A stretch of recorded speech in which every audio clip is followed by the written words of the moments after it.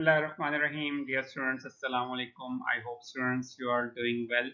Chapter number 14 normal distribution को discuss कर रहे थे. Today lecture number 10 and the topic is going to discuss inverse use of area table under the standard normal curve.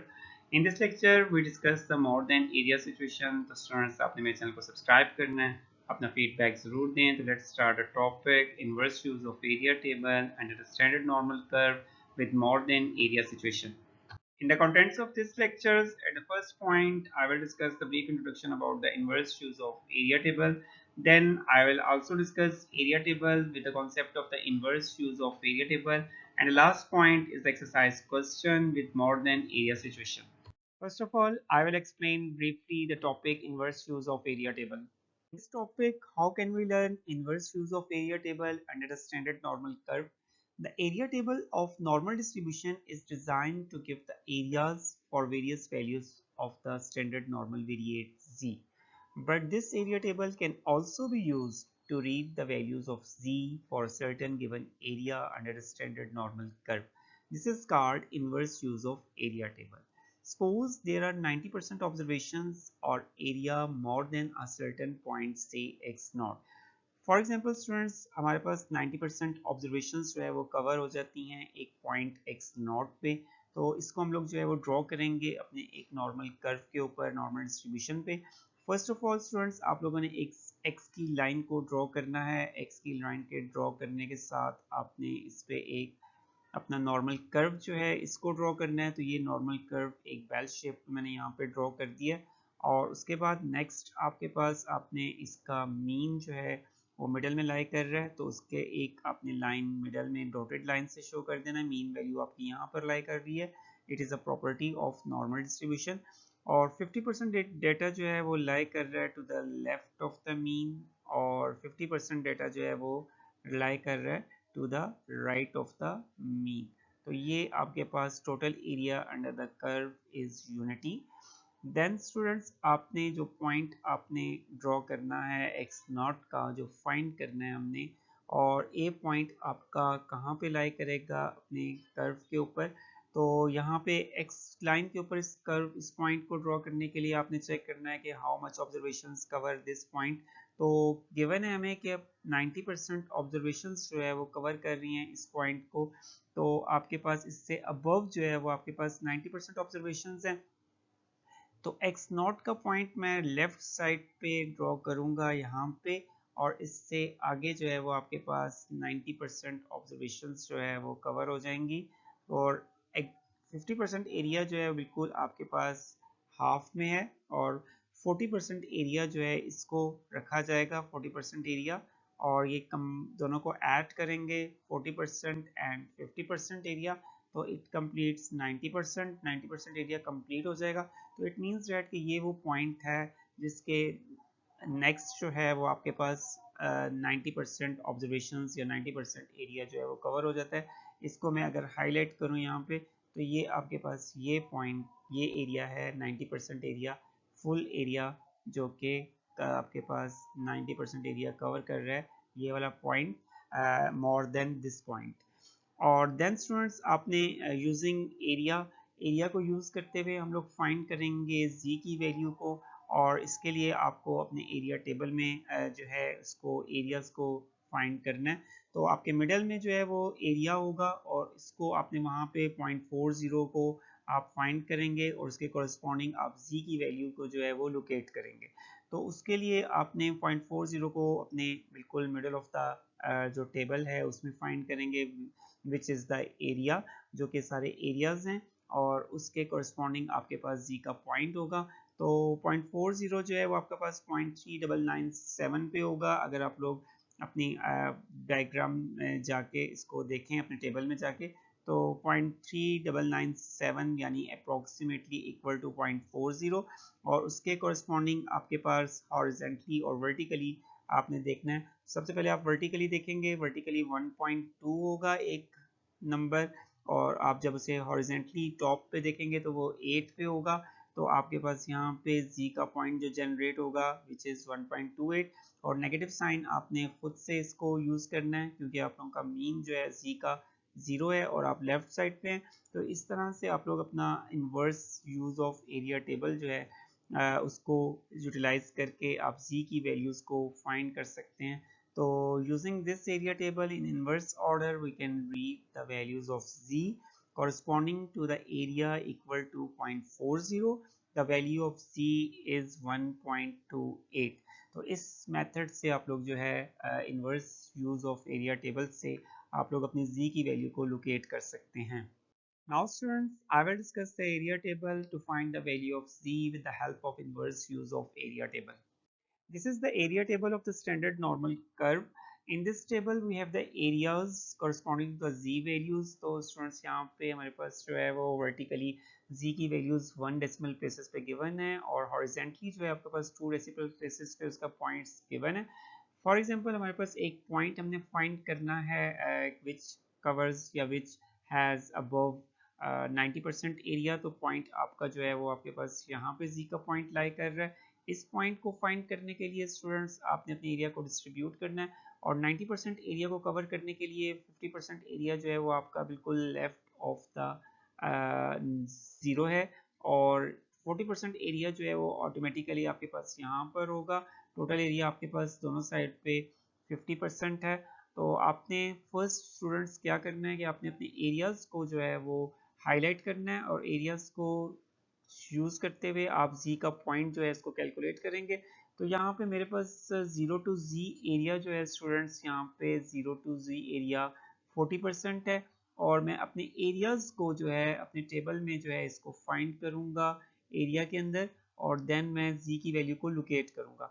तो now students आपने अपने इन तमाम areas के अंदर 0.40 को फाइंड करना है और या उसके नियरेस्ट वैल्यू जो है उसको हम फाइंड करेंगे और देन फिर हम लोग जो है वो z की पॉइंट को z की वैल्यू को कैलकुलेट करेंगे।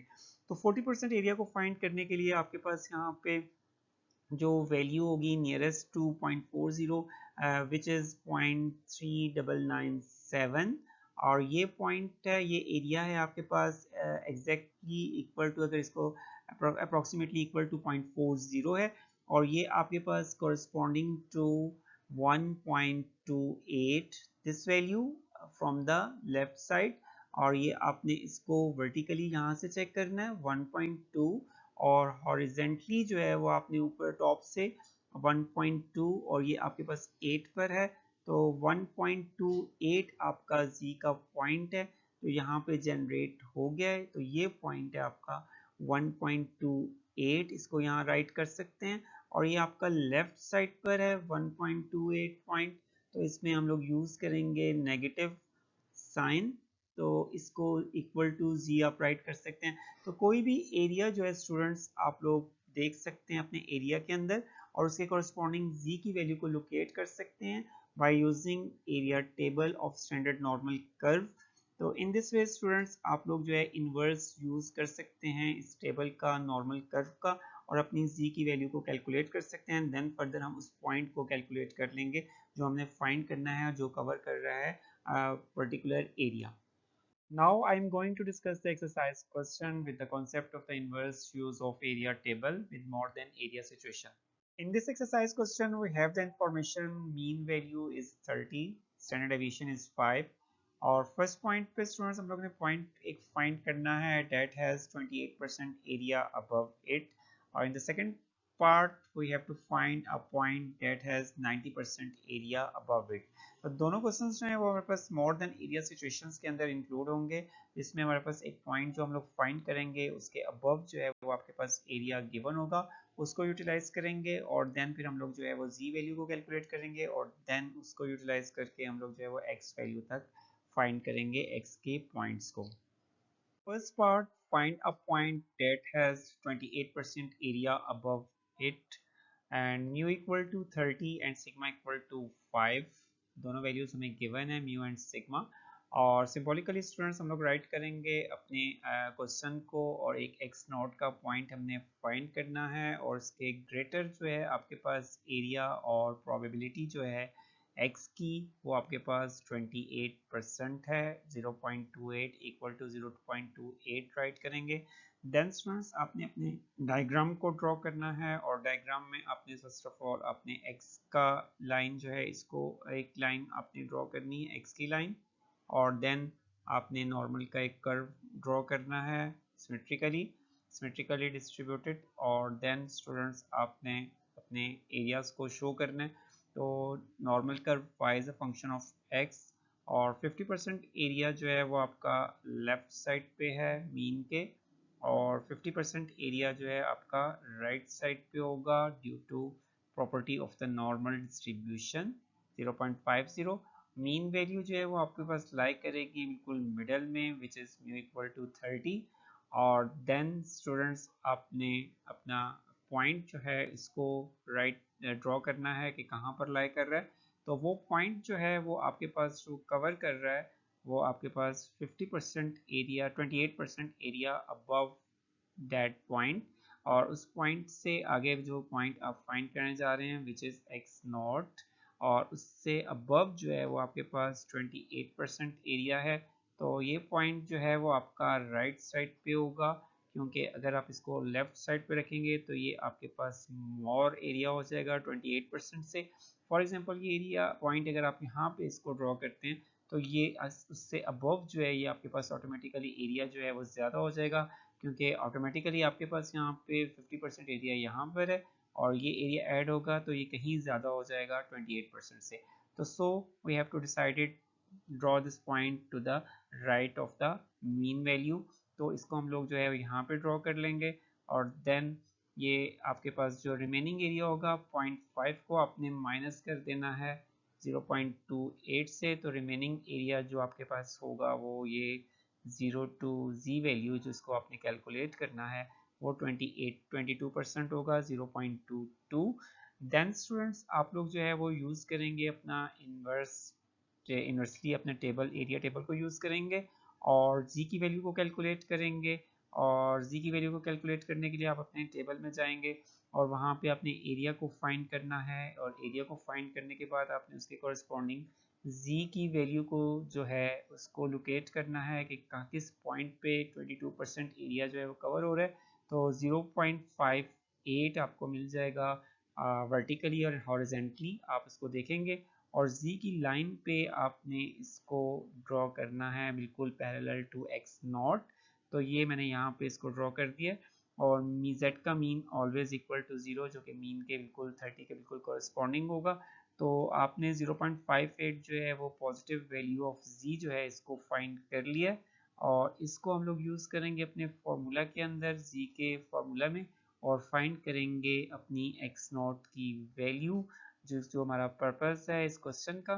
तो आपने स्टूडेंट्स यहाँ पे formula z equal to X minus mu और सिग्मा राइट करना है, और देन z की वैल्यू 0.58 पुट कर दें, और x की जगह पे हम लोग यूज़ करेंगे x नॉट, और मीन वैल्यू हमें गिवन है म्यू 30, सिग्मा 5 है, और 5 को अपने लेफ्ट साइड पे मल्टीप्लाई करेंगे और 30 जो है वो आप ऐड कर देंगे।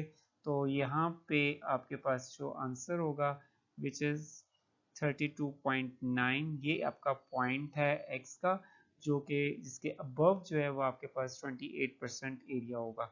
तो इन दिस वे स्टूडेंट्स आप लोग इन्वर्सली अपने टेबल को यूज़ करते हुए आप अपना z का पॉइंट कैलकुलेट कर रहे हैं, और उसके बाद अपने उस पॉइंट को x के पॉइंट को फाइंड कर रहे हैं जिससे आगे आपको पर्टिकुलर एरिया गिवन है।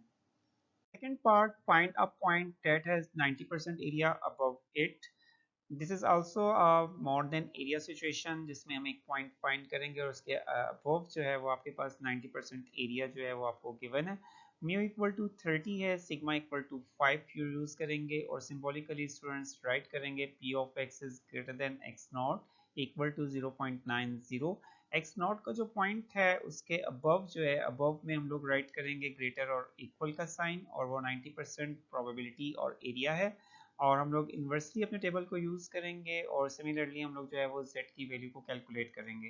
तो नाउ स्टूडेंट्स आप डिस्ट्रीब्यूट करें अपने एरिया को अपने डायग्राम के अंदर। तो फर्स्ट अपने x की लाइन को ड्रॉ करना है और उसके पैरेलल अपना नॉर्मल का कर्व ड्रॉ करेंगे। नॉर्मल का कर्व ड्रॉ करने के बाद आपने मीन जो है उसको राइट करना है। तो डॉटेड लाइन से मैंने मीन को शो कर दिया है और विच इज़ 30, जो कि बिल्कुल आपके पास middle of the normal curve है। और अब डिसाइड करेंगे कि आपने 50% एरिया जो है वो आपका ऑटोमेटिकली जो है वो लेफ्ट साइड पे है और 50% एरिया जो है वो आपके नॉर्मल कर्व का राइट साइड पे है। और देन स्टूडेंट्स आपने डिसाइड करना है कि आपका एक्स का पॉइंट जो है वो कहाँ पे फॉल कर रहा है। तो एक्स का पॉइंट स्टूडेंट्स यहाँ पे लेफ्ट साइड पे होगा क्योंकि वो कवर कर रहा है 90% एरिया अबव, तो 50% एरिया आपका लेफ्ट साइड पे है और आपने 40% एरिया यहाँ पे डिस्ट्रीब्यूट करना है लेफ्ट साइड पे, जो कि मीन के लेफ्ट पे होगा। और दोनों एरियाज को अगर ऐड कर लिया जाए तो टोटल 90% एरिया जो है वो आपका कवर हो जाएगा, जो कि हमारा क्वेश्चन है कि उसके आगे 90% एरिया होना चाहिए। तो ये वो पॉइंट है एक्स नॉट का जिसके अबव जो है वो 90% एरिया कंप्लीट मैंने यहाँ पे शो कर दिया। उसके बाद आपने स्टूडेंट्स z की लाइन जो है उसको ड्रॉ करना है और z का mean which is always equal to 0 और x नॉट के कॉरस्पॉन्डिंग हम z की जो वैल्यू है उसको जनरेट करेंगे। तो उसको जनरेट करने के लिए स्टूडेंट्स आपने अपने एरिया टेबल में जाना है और वहाँ पे 0.40 उसको आपने फाइंड करना है, जो कि नियरेस्ट कोई भी आपका एरिया अगर 0.40 के नियरेस्ट है तो उसको आपने देखना है और उसके कॉरस्पॉन्डिंग अपने हॉरिजेंटली और वर्टिकली अपने z के पॉइंट को z की वैल्यू को लोकेट करना है। तो ये आपके पास 0.3997 के अगेंस्ट जो है एक z की वैल्यू जनरेट हो जाएगी, जो कि अप्रोक्सीमेटली इक्वल टू एरिया 0.40 है और वो आपके पास z की वैल्यू 1.28 है और ये इक्वल टू जी होगी। उसके साथ हम लोग नेगेटिव साइन जो है वो खुद से इसको शो करेंगे क्योंकि आप लेफ्ट साइड पे मूव कर रहे हैं। तो देन स्टूडेंट्स आपने अपना फॉर्मूला राइट करना है और फार्मूले में आपने वैल्यूज़ को पुट करना है। तो यहाँ पे 1z की जगह पे -1.28, x की जगह पे यूज़ करेंगे x नॉट की वैल्यू और म्यू आपको गिवन है 30, सिग्मा इक्वल टू 5 है और इसको आपने सिंप्लीफाई करना है और देन आपने x की वैल्यू जो है इसको लोकेट करना है, फाइंड करना है। तो 30 प्लस और हो जाएगा और ये -1.28 जो है इसको 5 से मल्टीप्लाई कर लें तो आंसर आपके पास आ जाएगा x नॉट का 23.6। तो this is the point which has above 90% area. तो ये पॉइंट हमने फाइंड कर लिया जिससे आगे आपके पास 90% डेटा है या 90% एरिया या 90% ऑब्जर्वेशन जो है इस पॉइंट से आगे फॉल कर रही हैं। तो इस तरह से आपने अपने क्वेश्चंस को जो है वो कंप्लीट करना है using inverse use of area table. Today's lecture, students, I will discuss more than area situation with the concept of inverse use of area table। और इसमें मैंने एक्सरसाइज क्वेश्चन को डिस्कस किया और इसमें दोनों सिचुएशंस में मैंने अबव एरिया जो है किसी भी पॉइंट से अबव एरिया जो है उसको यूज़ करते हुए z की वैल्यूज़ को लोकेट किया और देन हमने पॉइंट किया फाइंड किया वो पर्टिकुलर x का पॉइंट। तो इंशाल्लाह स्टूडेंट्स नेक्स्ट लेक्चर में आपसे मुलाकात होगी नेक्स्ट टॉपिक के साथ। अपना ख्याल रखिएगा और स्टूडेंट्स अपने मेरे चैनल को सब्सक्राइब करना है, अपना फीडबैक ज़रूर दें। ओके स्टूडेंट्स, अल्लाह हाफिज़, थैंक यू।